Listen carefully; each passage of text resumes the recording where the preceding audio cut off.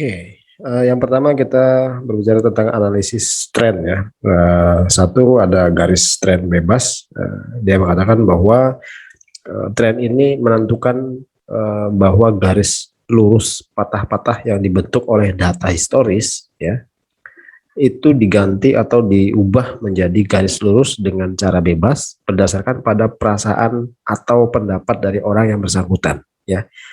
Namanya aja garis tren bebas, artinya pola itu didapat dari titik data historis gitu kan.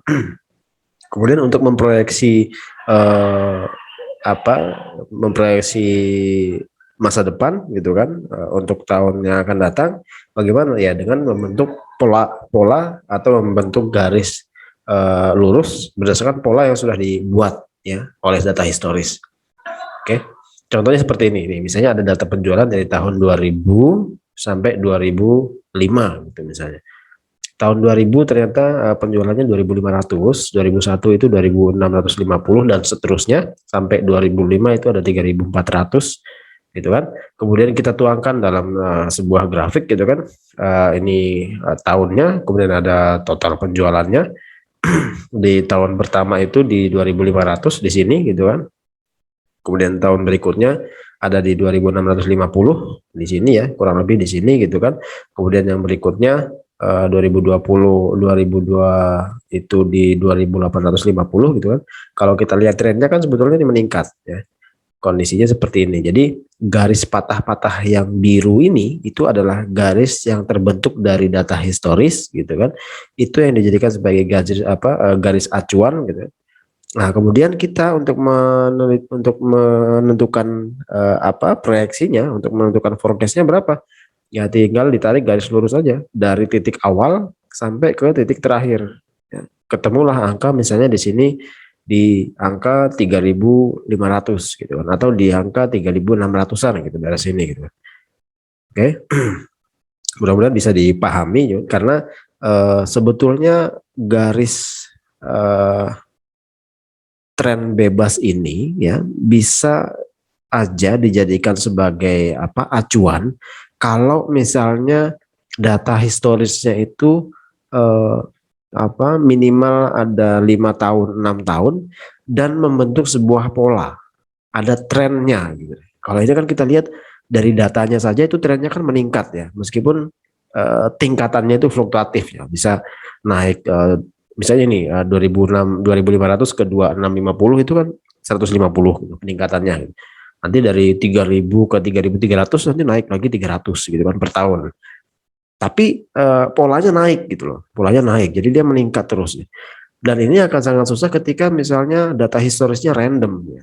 Misalnya 2000 itu tahun 2000 itu 2.500 gitu. Nanti tiba-tiba 2001 dia turun. 2002 ternyata dia meningkat ya. Bahkan lebih tinggi dari tahun 2000 gitu misalnya.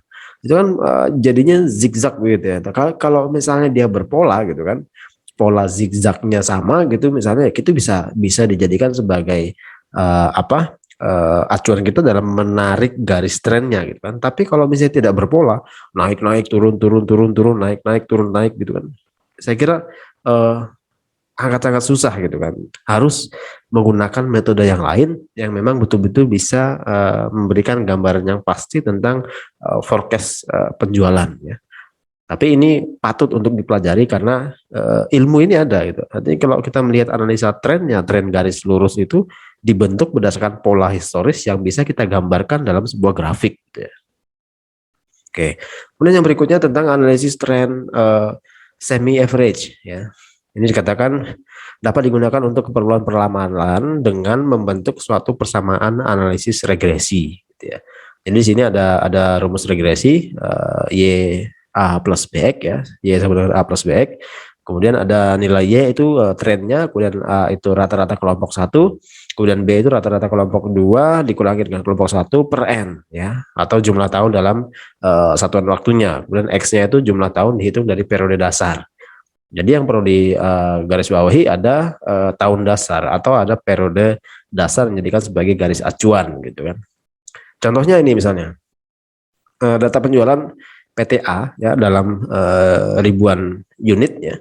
Misalnya tahun 2000 itu 100, 2006 itu 120, terus ya 2007 130, 2008 140, 2009 160 gitu misalnya. Bagaimana caranya kita menyelesaikan atau memproyeksikan penjualan di masa yang akan datang dengan menggunakan garis tren semi average. Kita lihat di sini perhitungannya, prinsipnya adalah ini ada tahun dan penjualannya gitu kan, kita tuangkan kembali di dalam tabel. Kemudian ini prinsipnya ada kelompok pertama dengan kelompok kedua dengan pembagian rata gitu kan, sama rata gitu kan. Ini bisa digunakan ketika tahun historisnya itu genap ya, dibagi. Ada kelompok pertama, ada kelompok kedua. Kemudian ada angka tahun yang menjadi tahun acuan itu bernilai -1 ya.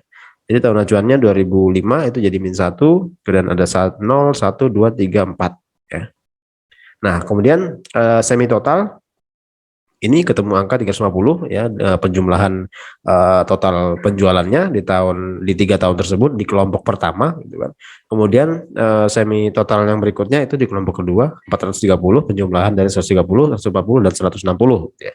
Kemudian average ya di rata-rata 350 dibagi 3 ya. 3 itu dari mana ya? 3 tahun acuannya.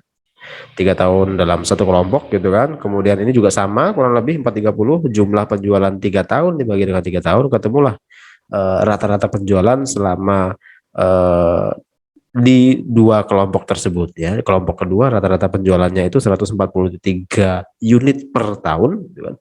Kemudian kelompok kedua atau kelompok yang pertama itu 116 unit per tahun rata-rata gitu ya. Kemudian masuk ke rumusnya ya, rata-rata kelompok satunya 116 gitu kan. Kemudian rata-rata kelompok keduanya dikurangi dengan rata-rata kelompok 1 dibagi dengan tahunnya gitu kan. Tahun dalam satuan waktu tadi dibagi dengan 3 ketemu 8,89 ya. Jadi persamaan trennya Y sama dengan 116 ya sebagai tahun acuannya gitu. Rata-rata kelompok pertama gitu kan ditambah dengan 8,89 X ya, 8,89 X. Dengan persamaan ini dapat diramalkan penjualan PTA tahun 2010 adalah Y 2010 sama dengan A ya 116,67 plus 8,89 itu B-nya ya, X ya. X-nya itu adalah jumlah tahun ya, jumlah tahun yang dihitung dari periode dasar ya. Kemudian ketemu misalnya 116,6 plus 8,89 kali 5 ketemu angka 161 ya. Jadi untuk tahun 2010 ya proyeksinya atau forecast penjualannya di angka 161,12 unit ya, 161.000 ya kalau kita berbicara dalam ini ribuan unit gitu ya. Nah, saya kira ini lebih masuk akal ya, artinya lebih bisa dipertanggungjawabkan ketika kita melakukan proses analisis tren daripada menggunakan tren garis lurus tadi. Lebih bagus kita kuatkan lagi dengan menggunakan analisis garis tren semi average ya. Jadi kita membuat kelompoknya, ada kelompok tahun ada kelompok 1, kelompok 2 yang dibagi rata berdasarkan jumlah tahunnya gitu kan. Kemudian kita masukkan dalam proses persamaan regresi sederhana, saya kira setelah itu baru didapatkan peramalan untuk tahun berikutnya ya. Oke, untuk tahun yang dihitung dari periode dasar. Kalau periode dasar kan berarti tahun 2006 ya, 2006, 2007, 2008, 2009 ya, baru masuk ke tahun berikutnya itu di tahun ke-5 gitu kan, tahun 2010 ya. Oke, saya kira ini yang dapat saya sampaikan untuk forecast penjualan bagian pertama. Mudah-mudahan bisa dipahami. Nanti ada beberapa latihan soal yang bisa kalian jadikan sebagai bahan untuk mengasah kemampuan dalam hal melakukan proses forecast penjualan. Terima kasih. Assalamualaikum warahmatullahi wabarakatuh.